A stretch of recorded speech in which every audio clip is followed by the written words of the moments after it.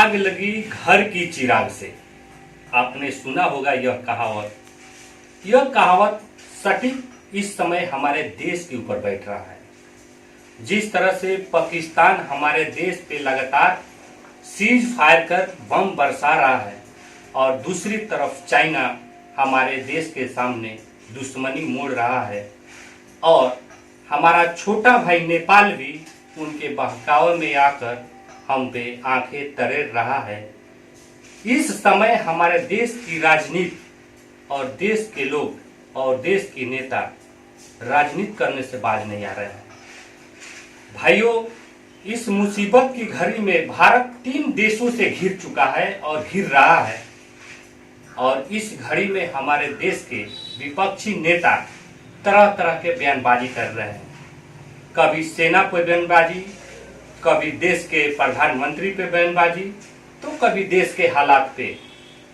जब दुश्मन चारों तरफ से अगर भिड़े हो, उस पीरियड में हमारे देश के लोग, हमारे देश के भाई, हमारा सगा भाई, हमारा सगा संबंधी अगर मेरी आलोचना करे तो दुश्मन की हौसला बुलंद होती है।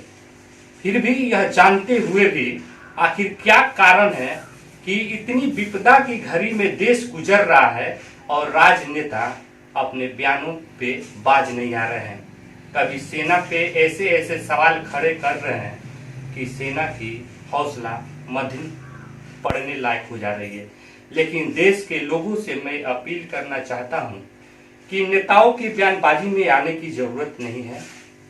ये नेता कल भी यही बयान देंगे और पीछे भी यही बयान देते आए हैं।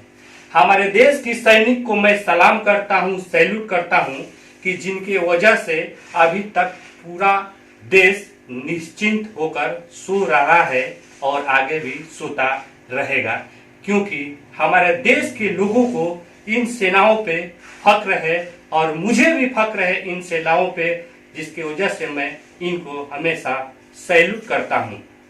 आपको बता दें कि जिस तरह से चाइना हमारे पड़ोसी देश नेपाल को उकसाकर हमारे विरोध खड़ा कर दिया है, इस विपदा की घड़ी में भी हमारे देश के नेता कुछ समझ नहीं रहे हैं।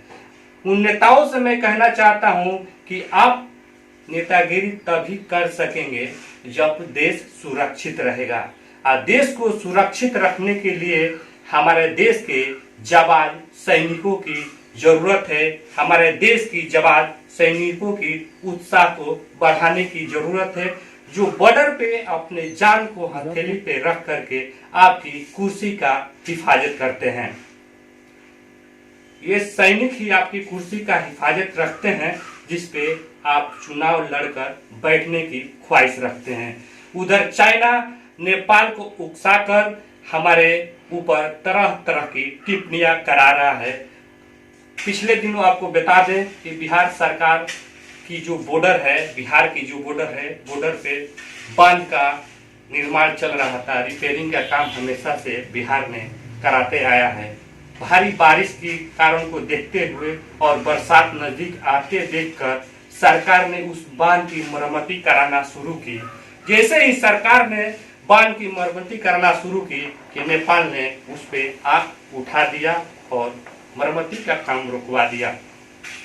जो कभी बड़े भाई के गोद में बैठकर बड़े भाई ने इतना प्यार दिया हो, आज वह छोटा भाई नेपाल इस तरह से बातें और आंख मिला करके बात कर रहा है। कहीं ना कहीं सोचने और समझने की बात है कि हमारे दुश्मन मुल्क हमारे भाई के पीछे पड़कर हमारे विपरीत खड़ा कर रहे हैं। इस स्थिति में देश के नेताओं को चाहिए कि देश के सरकार के साथ खड़े रहें, देश के सैनिकों के साथ खड़े रहें। इस विपदा की घड़ी में जो देश के साथ खड़ा नहीं रहता और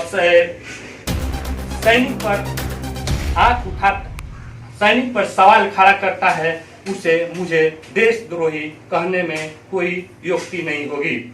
आप भी मैं बता देना चाहता हूं देश के तमाम लोगों से कि हमारे वीर सैनिक इतने ताकतवर हैं कि हमारे देश का बाल बाका भी नहीं हो सकता। वे खुद अपने जान को गंवा सकते हैं, लेकिन देश पे कोई आंच आने वाली नहीं है। उधर चाइना पूरी तरह से हिंदुस्तान को डिमोलाइज करने के लिए अपना पूरा एड़ी चोटी लगा रखा है। आपने पिछले दिनों भी सुना होगा कि चाइना बॉर्डर पे हमारे 20 सैनिकों की शहादत हो गई है। मैं देश के तमाम लोगों से ये कहना चाहता हूँ कि इस समय सोचने की ज़रूरत है और डरने की ज़रूरत नहीं है, क्योंकि देश अभी बहुत सुरक्षित है, क्योंकि हमारे देश को सुरक्षित रखने के लिए हमारे वीर सैनिक बॉर्डर पे तैनात है। अब जरूरत है देश की तमाम नेताओं को एकजुट होकर दुश्मन देश के विरुद्ध हुंकार भरने की, जिस हुंकार से हमारे वीर सैनिकों की ताकत इतनी बढ़े कि उनकी बंदूक की गर्जन से दुश्मन देश की पैरों तले जमीन खिसक जाए।